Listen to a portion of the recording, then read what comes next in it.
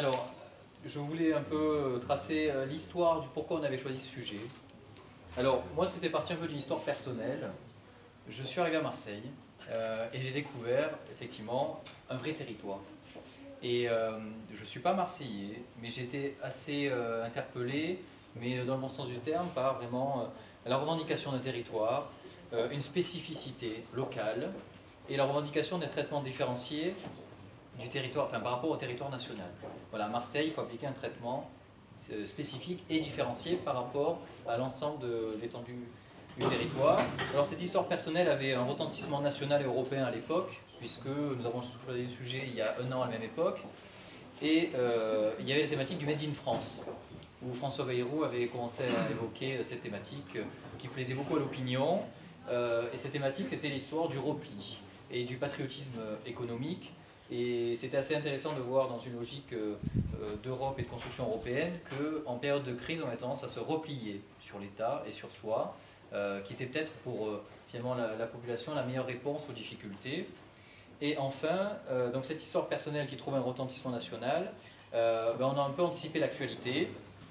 Ça, je pense, c'est une spécificité du graphe, puisque dans une logique de prospective, on avait anticipé sur la logique de territoire, puisqu'on a eu droit en septembre à la grande métropole marseillaise, qui était ni plus ni moins que l'application concrète d'une réponse à une difficulté locale par une logique de territoire et d'ouvrir la métropole marseillaise à un territoire plus important.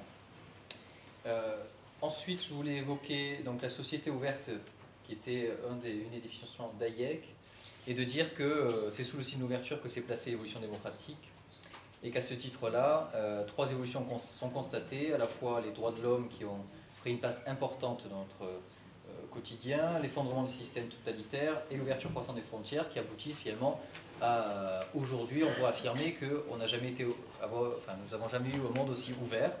Or, c'est à ce moment-là qu'on s'aperçoit qu'on a toutes les conditions réunies pour disposer d'une ouverture durable. Tout est réuni, mais se manifestent des signes contraires et des thématiques du repli. Alors, on peut citer la montée de l'individualisme et d'une nouvelle génération. Alors, c'est vrai que le café a laissé la place à Facebook. Les rapports sociaux se sont modifiés.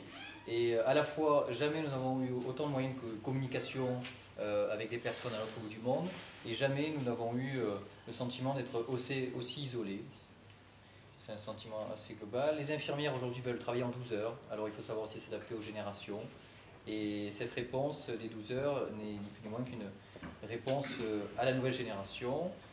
Le deuxième point, c'est d'insister sur la circulation des biens et des hommes qui interrogent aujourd'hui. C'est vrai qu'on parle des taxes aux frontières de l'Europe, on parle donc du Made in France, et après le 11 septembre 2001, il est clair que les États-Unis ont eu tendance à se replier sur la circulation des hommes face à une crise majeure. Donc c'était des éléments qui nous interrogeaient. Et enfin, je voulais parler de la République, qui effectivement anciennement était dominée par le collectif, l'effort, le mérite. Et aujourd'hui, on s'aperçoit que les deux thématiques majeures, alors je reprends le congrès CHAM auquel j'ai assisté, et Luc Ferry avait présenté les deux thématiques majeures qui dominent la République aujourd'hui, à savoir l'authenticité et les peurs. Et c'est vrai que par la thématique de la peur, on a le repli et le fait de ne pas avoir confiance en l'avenir.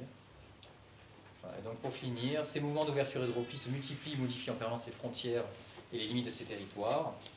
Alors je rebondis sur le fait que les territoires, il y a une citation qui m'a beaucoup plu, c'est un espace transformé par le travail humain.